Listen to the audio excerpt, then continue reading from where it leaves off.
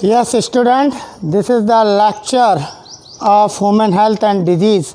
Today's topic is the first part of AIDS. Means that we are going to study the structure of HIV, human immunovirus structure. This human immunovirus is responsible for the viral disease AIDS. तो आज हम structure of HIV के बारे में देखेंगे। बच्चों, HIV जो human immuno virus है वो जो डिजीज़ कॉज करता है एड्स। सबसे पहले देखेंगे एड्स की फुल फॉर्म। हम देखेंगे AIDS word stands for acquired. यहाँ पर एक्वायर्ड वर्ड लगा है, मीन्स दैट ये ऐसी डिजीज़ होगी जो आफ्टर द बर्थ होगी, during the life time of an individual. Clear हुआ? Then immunodeficiency means that deficiency in immune system. और लास्ट में वर्ड लगा हुआ syndrome. Syndrome words means group of symptoms, group of symptoms. जो इस बीमारी से सिम्टम्स होते हैं, जो सिम्टम्स दिखते हैं, उस ग्रुप को कह देते हैं सिंड्रोम। सो एड्स वर्ड्स में ये आंसर छुपा हुआ है। मेडिकल का पहला क्वेश्चन एक्वायर्ड वर्ड से चालू होता है। आप जानते हैं एक्वायर्ड डिजीज़ का मतलब होता है आफ्टर द बर्थ। तो एक क्वेश्चन आता है, क्या एड्स कॉन्जेनिटल डिजीज़ है? सिंस बर्थ होती है, बाय बर्थ होती है? आंसर इज़ नो, क्योंकि आंसर इसी में दिया हुआ है एड्स की फुल फॉर्म में कि AIDS word stands for acquired immunodeficiency syndrome. जब एक्वायर्ड वर्ड लगा है तो ये कॉन्जेनिटल डिजीज़ नहीं होती है। क्लियर हुआ? बच्चों, इसमें जो इम्यूनो डेफिशिएंसी है ये एक ऐसी डिजीज़ है जिसमें डेफिशिएंसी हो जाती है इम्यून सिस्टम की। Clear? During the life time of an individuals. Clear? तो जो इम्यून सिस्टम वीक क्यों हो जाता है, यहाँ पर एक क्वेश्चन है, क्योंकि ये HIV वायरस जो है किसकी डेफिशिएंसी, किसको डिक्रीज़ कर देता है? हेल्पर टी सेल्स को। किसको डिस्ट्रक्ट करता है? हेल्पर टी सेल्स को। तो हेल्पर टी सेल्स के नंबर कम होते जाते हैं, जिससे क्या हो जाता है? Deficiency in immune system. चलिए बात करते हैं स्ट्रक्चर ऑफ HIV की। पहले कुछ जानकारी लेते हैं। अगर बात करें इसकी रिपोर्ट की तो USA में 1981 में होमोसेक्सुअल्स में एड्स देखा गया। वो USA में था 1981। आपको 1981 इन USA means that it was first reported in USA। कहाँ रिपोर्टेड हुआ? पहले USA में रिपोर्टेड हुआ, और इंडिया में 1986 में चेन्नई से रिपोर्टेड हुआ। क्लियर है? ध्यान रखिएगा बच्चों, ये जिस वायरस से कॉज होता है उसका आपने नाम जान लिया, HIV means that human immunodeficiency virus. Clear? बच्चों, जिस ग्रुप में आता है it belongs to the group retrovirus. Clear? Genus lentivirus genus and retroviridae family. Family का नाम है रेट्रोवायरिडियाई, VIRIDAE। तो ये वायरस जो होता है वो belongs to the group retrovirus, क्योंकि इसके अंदर क्या होती है? रिवर्स ट्रांसक्रिप्टेज एंजाइम्स होती है। आगे आप देखेंगे जो mRNA से जो RNA को DNA में बदलने में मदद करती है, रिवर्स ट्रांसक्रिप्टेज एंजाइम्स, वो इस HIV वायरस में होती है। तो इस belong to the group retrovirus. Clear हुआ? And family is retroviridae. बहुत इंपॉर्टेंट चीज़ है। एड्स कॉन्जेनिटल डिजीज़ नहीं है, अभी तक का बहुत इम्पॉर्टेंट क्वेश्चन। क्यों? क्योंकि एक्वायर्ड है, ये इंडिविजुअल में एक्वायर्ड होता है, मीन्स दैट ये बीमारी डेवलप होती है during the life time of an individual after the birth. So AIDS is not a congenital disease. चलिए आगे बात करते हैं। बच्चों, जो ये HIV होता है इट हैज़ RNA जीनोम। कौन सा जीनोम रखता है? RNA genome. देखिए इधर आपको दिख रहा होगा दो मॉलिक्यूल्स दिख रहे हैं, ऐसे सिंगल स्टैंडर्ड RNA क्लियर हुआ? ये इसका जीनोम होता है। क्या होता है? Genome. And it is enclose in a envelope. और ये जीनोम किससे इनक्लोज है? एनवलप से। क्लियर हुआ? सवाल आता है एनवलप किसका बना होता है? तो अब आप HIV का स्ट्रक्चर देखिए। कह सकते हैं envelope consist of lipoprotein and GP, these are glycoprotein. GP 120 जो सबसे बाहर है, आपको दिख रहा है, मैंने राउंड स्ट्रक्चर बनाया। और जो स्टॉक का काम कर रहे हैं, जो लिपिड बाइलेयर में लगे हुए हैं, जो लिपोप्रोटीन लेयर में लगे हुए हैं, वो GP 41 है। सो लिपोप्रोटीन और GP 120 और GP 41 ये मिलकर बनाते हैं इसका एनवलप। तभी मैंने कहा कि जो HIV वायरस है has a RNA genome enclose in an envelope. Enclose in an envelope. तो एनवलप किसका बना होता है? Lipoprotein and GP 120 and GP 41। This is the molecular configuration of glycoprotein. ये बच्चों ग्लाइकोप्रोटीन है। और सबसे पहले इसको देने वाला, जो GP 120 को देने वाले साइंटिस्ट थे, उनका नाम था टुन हू ली। जो टुन हू ली थे, उन्होंने सबसे पहले एड्स के अंदर जो HIV वायरस है उसके एनवलप में GP 120 ग्लाइकोप्रोटीन 120 के बारे में बताया था। चलिए देखते हैं ग्लाइकोप्रोटीन 120 करेगा क्या। बच्चों इस ग्लाइकोप्रोटीन 120 के सरफेस पर, देखिए सरफेस है, इस सरफेस पर पाए जाते हैं कॉम्प्लीमेंट्री सीक्वेंस। क्या पाए जाते हैं? Complementary sequence. और ये कॉम्प्लीमेंट्री सीक्वेंस किसके लिए होते हैं? CD4 रिसेप्टर्स के लिए। किसके लिए होते हैं? CD4 रिसेप्टर्स के लिए। जो बॉडी के अंदर रिसेप्टर्स होते हैं, वैसे ही आपको ध्यान रखना होगा कि जो CD4 रिसेप्टर्स हैं, जिसके लिए कॉम्प्लीमेंट्री वेज सीक्वेंस कौन सी ग्लाइकोप्रोटीन पर है? Answer is 120।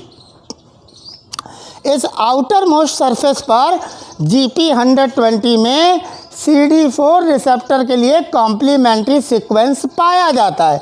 तभी तो ये HIV का वायरस रिकॉग्नाइज कर लेता है CD4 रिसेप्टर से और बाइंड हो जाता है। क्लियर हुआ? अब सवाल उठता है CD4 रिसेप्टर्स हैं कहाँ पर? बच्चों CD4 रिसेप्टर्स जो होते हैं वो मैक्रोफेजेस पे होते हैं। यही कारण है कि मैक्रोफेजेस को HIV फैक्ट्री बोलते हैं। बहुत इंपॉर्टेंट क्वेश्चन मेडिकल का, कि जो एड्स का HIV वायरस है उसकी फैक्ट्री क्या है? Answer is macrophages. वहाँ पर कौन से रिसेप्टर होते हैं? Answer is CD4 receptor. CD4 receptor के लिए कॉम्प्लीमेंट्री सीक्वेंस कहाँ पाए जाते हैं? HIV के एनवलप पर। HIV के एनवलप के कौन सी ग्लाइकोप्रोटीन पे पाए जाते हैं? आंसर इज GP 120, जिसको देने वाले साइंटिस्ट का नाम क्या था? टुन हुई ली। क्लियर हुआ? और इम्पॉर्टेंट क्वेश्चन आप डिस्कस कर चुके हैं। किस ग्रुप में? रेट्रोवायरस। कौन सी फैमिली में? रेट्रोवेरिडियाई। कैसी क्या डिजीज़ कैसी है? Acquired disease after the birth during the life time. It is not a congenital disease. ये सिंस बर्थ या बाई बर्थ होने वाली डिजीज़ नहीं है। क्लियर हुआ? चलिए बात करते हैं इसके एनवलप के अंदर आते बच्चों। जो इसका जो RNA जीनोम है उसमें आपको एंजाइम्स देखने को मिल रही हैं। इंटीग्रेस एंजाइम्स होती हैं, रिवर्स ट्रांसक्रिप्टेज एंजाइम्स होती है, जिसके कारण इसको रेट्रोवायरस बोल दे रहे हैं। जो RNA को DNA में बदलती है वो कहलाती है रिवर्स ट्रांसक्रिप्टेज एंजाइम्स। और जो DNA से RNA बनाती है वो एंजाइम ट्रांसक्रिप्टेज कहलाती है। लेकिन यहाँ पर क्या हो रहा है? जीनोम कैसा है? RNA वाला। तो किसी भी ह्यूमन सेल में जब जाएगा HIV का वायरस तो वो अपना कौन सा जीनोमिक मटेरियल छोड़ेगा? RNA। तो वो RNA सबसे पहले किस में बदलेगा? DNA में। तो ये कहलाएगा रिवर्स ट्रांसक्रिप्शन। और इस प्रोसेस के लिए जो एंजाइम्स है यहाँ पर वो कौन सी है बच्चों? Reverse transcriptase enzymes. ऐसे ही जो इंटीग्रेज एंजाइम्स है HIV के स्ट्रक्चर में, जीनोम क्या है? RNA। किससे इनक्लोज है? आंसर हो गया एनवलप से।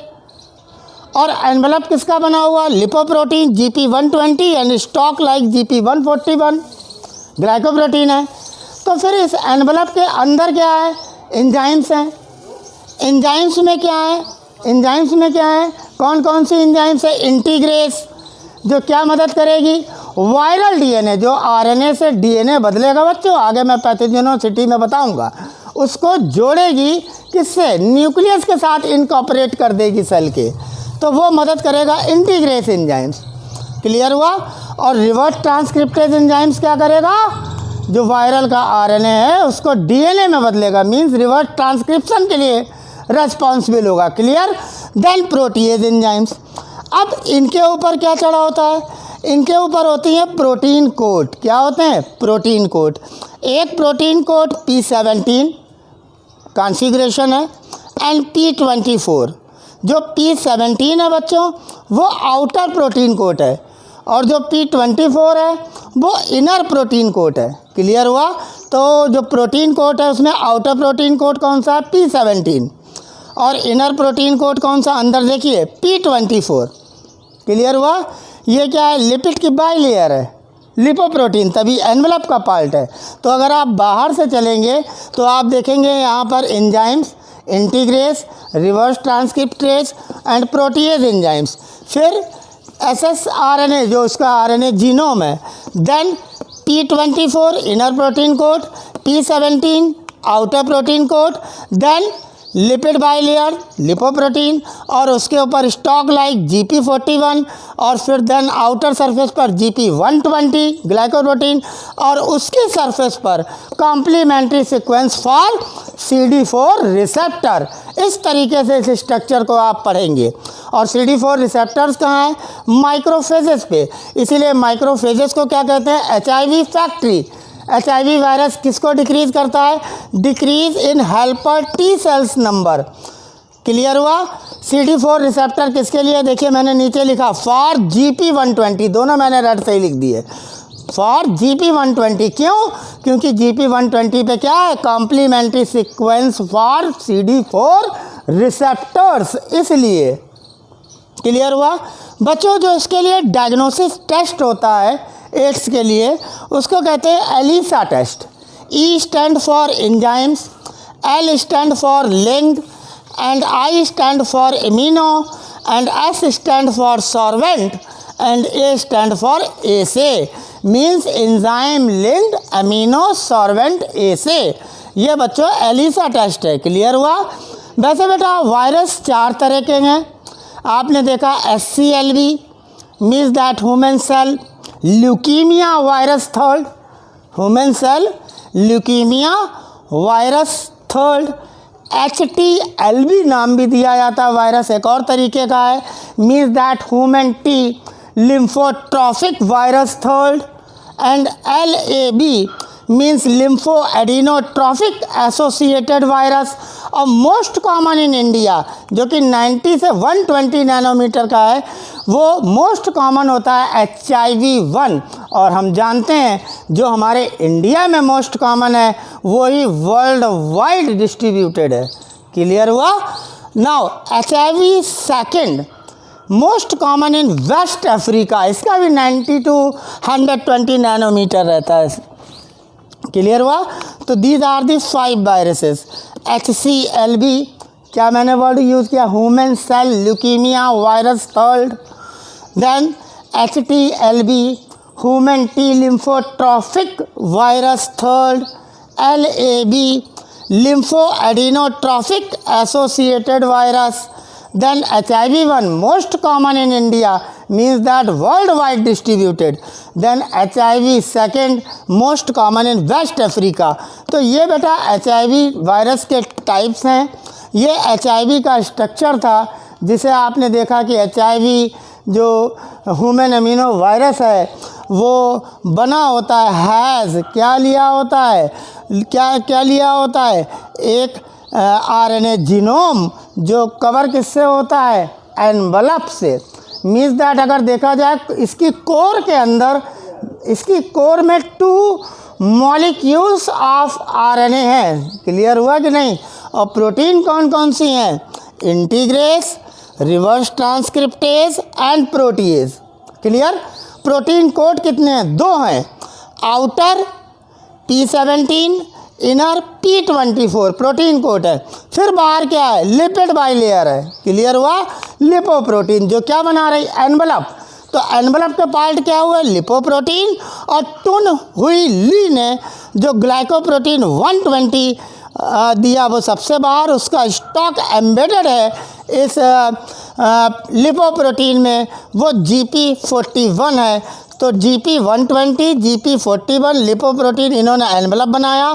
फिर आउटर प्रोटीन कोट आया P17, इनर प्रोटीन कोट आया P24, देन उसके अंदर कोर बना 2 RNA मॉलिक्यूल्स का, और उस कोर में पाई जा रही हैं एसोसिएटेड एंजाइम्स, इंटीग्रेस, जो आप देखेंगे पैथोजेनिसिटी, जो इसका मैं सेकंड लेक्चर लेकर आऊँगा, किस तरीके से HIV वायरस एंटर होता है, कैसे मल्टीप्लाई होता है। Factory of HIV, most important medical question. Decrease the helper T cell, most important question of the medical. Now CD4 receptors are present on macrophages, कहाँ पे प्रेजेंट है, मैक्रोफेजेस पर। Then CD4 receptors के लिए complementary sequence कहाँ पर है, GP120 पर। These are some important questions of medical which is belongs to the topic structure of HIV। Clear हुआ बच्चों। अगर देखा जाए HIV के ट्रांसमिशन को, मीन्स दैट किस तरीके से HIV ट्रांसमिट होता है, तो पहला तरीका bye sexual contact with infected person.